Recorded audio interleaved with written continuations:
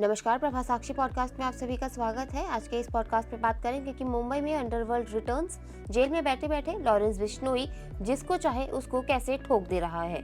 तो आइए सुनते हैं आज के इस पॉडकास्ट को। लेकिन उससे पहले अगर आपने हमारे चैनल को सब्सक्राइब नहीं किया है तो जरूर कर लें, ताकि आप रोज ऐसे ही इंटरेस्टिंग और जानकारीपूर्ण पॉडकास्ट सुन सकें। बाबा सिद्दीकी मर्डर केस में गैंगस्टर लॉरेंस बिश्नोई ने कत्ल की जिम्मेदारियां ली हैं। लेकिन कैसे एक गैंगस्टर जेल में बैठे बैठे किसी के भी मर्डर को अंजाम दे सकता है?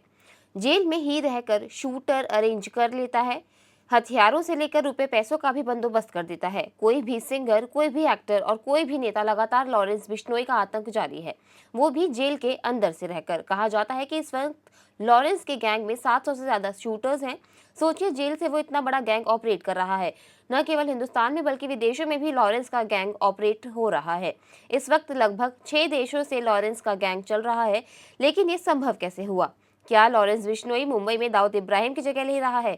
क्या बाबा सिद्दीकी की हत्या मुंबई में वर्चस्व स्थापित करने के लिए हुई? क्या बाबा सिद्दीकी की हत्या में सलमान खान की दोस्ती का भी कोई एंगल है? क्या है डब्बा कॉलिंग जिसके जरिए लॉरेंस गैंग के गुर्गे भारत में मांग कर रहे हैं? क्या है डब्बा कॉलिंग जिसके जरिए लॉरेंस गैंग के गुर्गे भारत में मांग रहे हैं रंगदारी?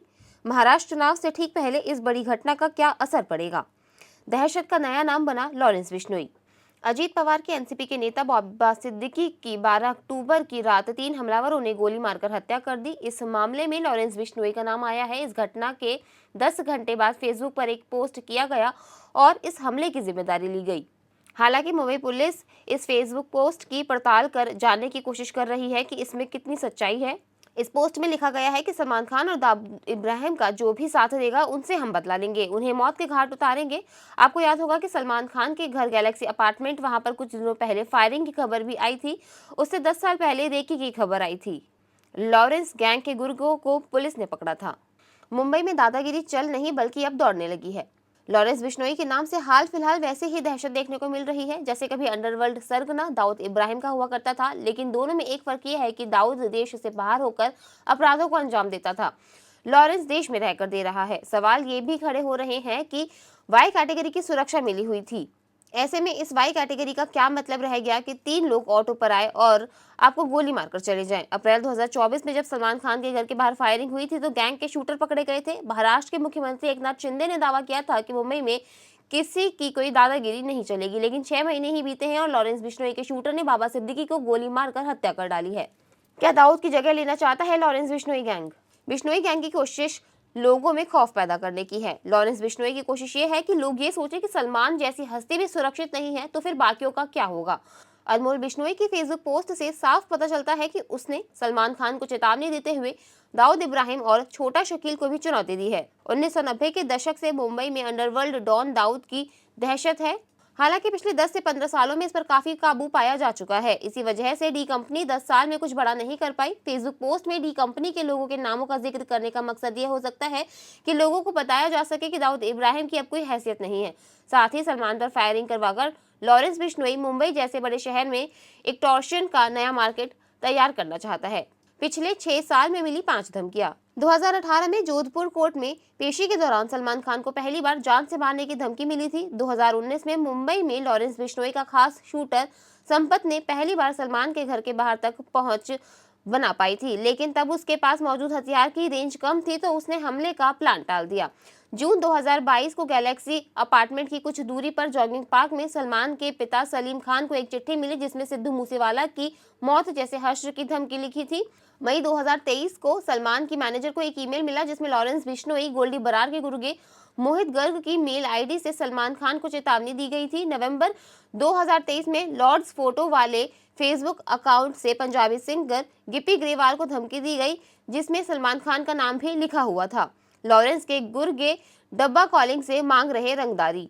गैंगस्टर सीधे भारत में कॉल नहीं कर रहे हैं, वे पहले अन्य देश में ठिकाने बनाए अपने गुर्गों को कॉल करते हैं। इसके बाद डब्बा कॉलिंग के जरिए स्पीकर पर बात कर गुर्गे के कॉल से भारत में उन लोगों को धमकाते हैं जिनसे रंगदारी मांगी जाती है। ऐसे कॉल अक्सर इंटरनेट से किए जाते हैं। वसूली का यह तरीका करीब 2 से 3 साल से चल रहा है। लॉरेंस बिश्नोई, रोहित गोदारा, गोल्डी बरार, अनमोल बिश्नोई व अन्य गिरोह के लोग विदेश में बैठे रंगदारी मांगने के लिए कॉल कर रहे हैं।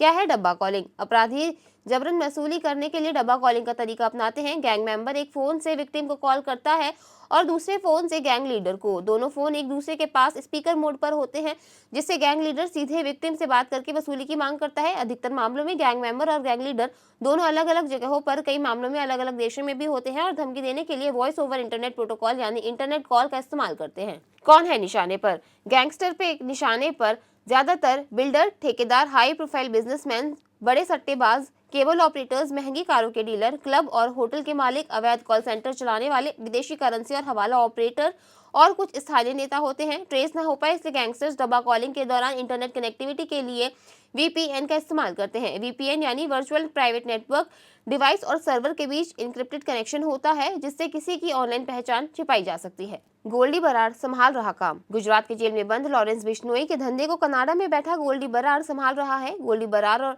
लॉरेंस बिश्नोई कॉलेज फ्रेंड है और वे मिलकर इतना उत्पात तब मचा रहे हैं जब NIA यानी राष्ट्रीय जांच एजेंसी गैंग के खिलाफ लगातार कार्रवाई कर रही है।